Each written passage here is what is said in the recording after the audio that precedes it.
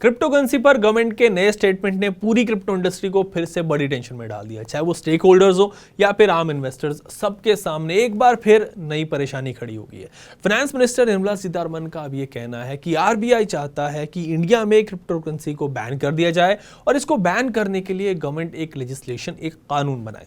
वैसे तो गवर्नमेंट पहले भी कई बार क्रिप्टो इन्वेस्टर्स को बड़े बड़े झटके दे चुकी है एंड इन झटकों की पूरी क्रिप्टो इंडस्ट्री को बाधित सी हो गई है। बट जब फाइनेंस मिनिस्टर एक स्टेटमेंट देती हैं और वो भी पार्लियामेंट में स्टेटमेंट देती हैं, तब बात बड़ी सीरियस हो जाती है। और क्रिप्टो पर, इसी सीरियस इशू पर आज हम बात करेंगे क्रिप्टो इंडिया फाउंडर आदित्य से।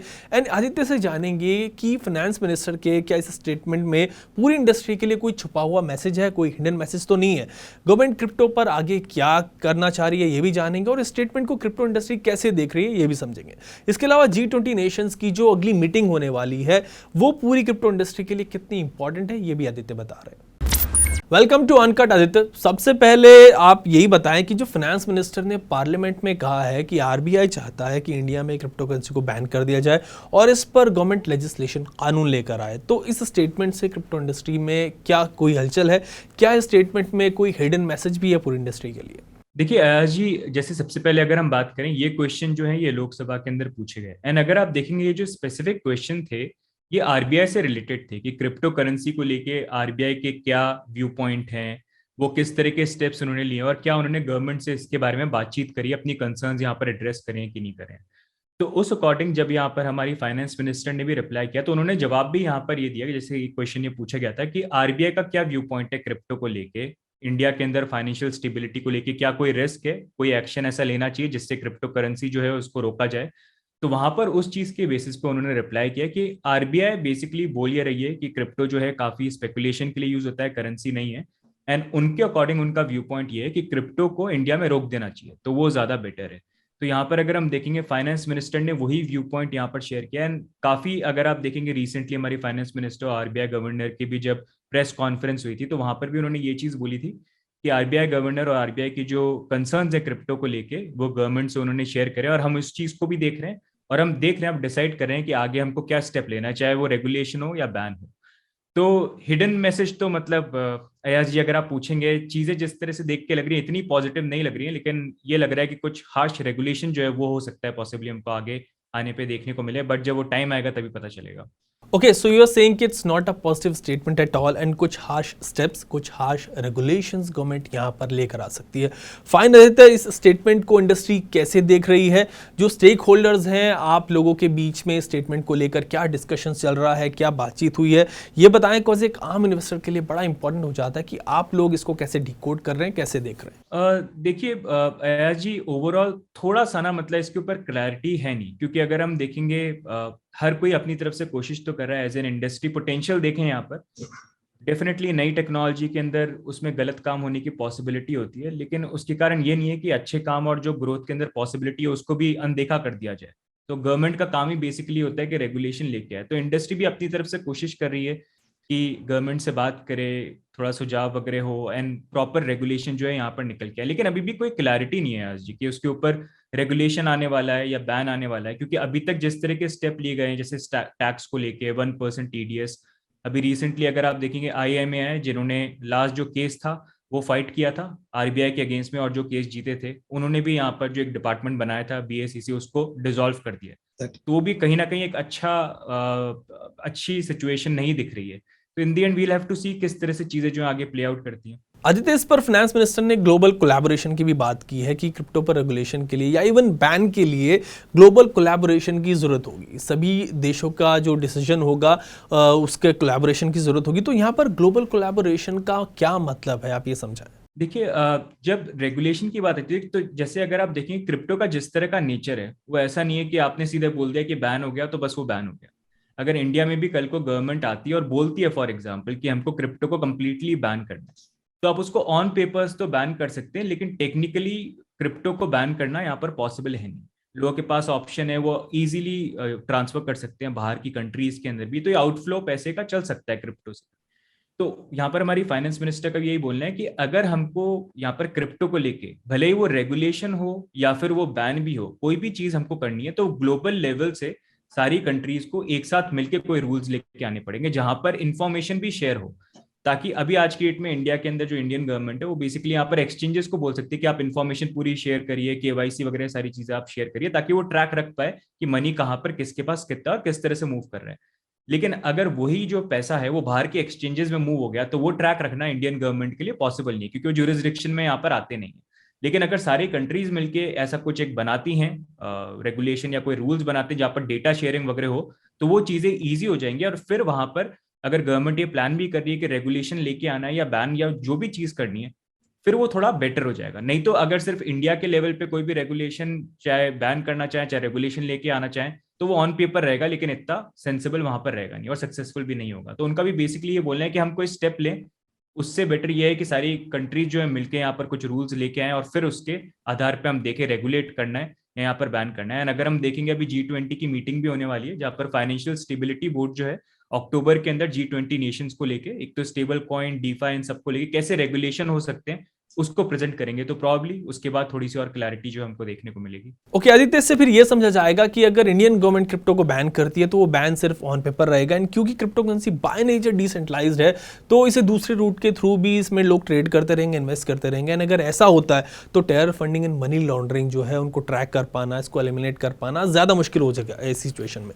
कॉज बैन सिर्फ ऑन पेपर रहेगा एंड ट्रेडिंग जो है वो चलती रहेगी। लेकिन अगर गवर्नमेंट रेगुलेट करती है क्रिप्टो करेंसी को तो केवाईसी प्रोसेस के थ्रू, दूसरे प्रोसेस के थ्रू ट्रांजैक्शन ट्रैक की जा सकते हैं, गड़बड़ी पकड़ी जा सकती है। सो बैन से तो आई थिंक कुछ खास हासिल होने वाला यहाँ पर नहीं है।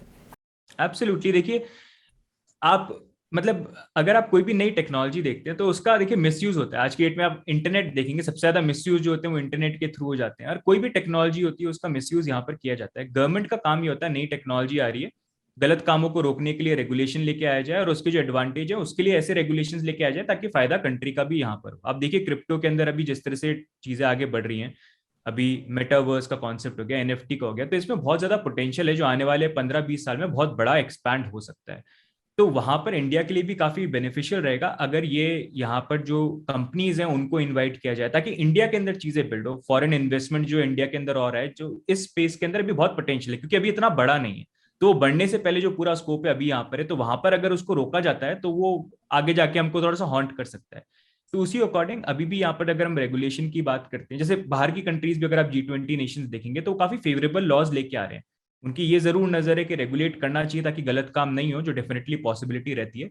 लेकिन वो ये भी देख रहे हैं कि इतना भी कुछ रेगुलेट नहीं किया जाए कि टेक्नोलॉजी को हम बढ़ने ही नहीं दें और कोई और कंट्री फायदा यहाँ पर उठा जाए। तो अगर इंडिया के अंदर भी उस तरह का कुछ व्यू पॉइंट ले गवर्नमेंट और वैसे कुछ रेगुलेशंस लेके आए तो वो बेटर यहाँ पर रहेगा। आदित्य, आपने G20 नेशन मीटिंग की बात की, सो इस मीटिंग से कुछ अच्छा एक्सपेक्ट कर किया जा सकता है क्या क्रिप्टो इंडस्ट्री के लिए? मतलब गवर्नमेंट जब कोलैबोरेशन की बात करती है तो इसका मतलब यही होता है कि सब देश मिलकर जो डिसीजन लेंगे उसी लाइन पर शायद गवर्नमेंट जो है वो चलेगी। तो G20 मीटिंग में क्या कुछ फेवरेबल आ सकता है?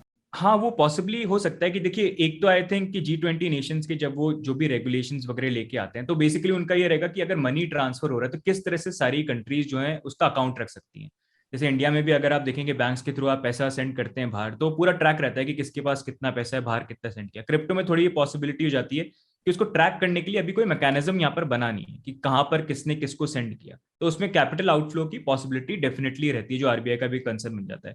तो उसको लेके ये रेगुलेशन आ सकता है कि कैसे जो यहाँ पर वर्चुअल डिजिट एसेट एक्सचेंजेस जो हैं वो किस तरह से रेगुलेशंस का पालन करें और कैसे वो इन्फॉर्मेशन जो है शेयर करें, तो उसकी पॉसिबिलिटी आ सकती है। एंड उसमें एक चीज अच्छी हो सकती है कि अगर फेवरेबल थोड़े से लॉज हमको बाकी कंट्रीज में जैसे हमको देखने को मिल रहा है वो सामने आते हैं, तो हो सकता है इंडिया की गवर्नमेंट भी कहीं ना कहीं रियलाइज करे कि अगर बाकी कंट्रीज इस तरह के स्टेप ले रहे हैं तो वो पोटेंशियल को रियलाइज करके कुछ पॉजिटिव रेगुलेशन लेके आए।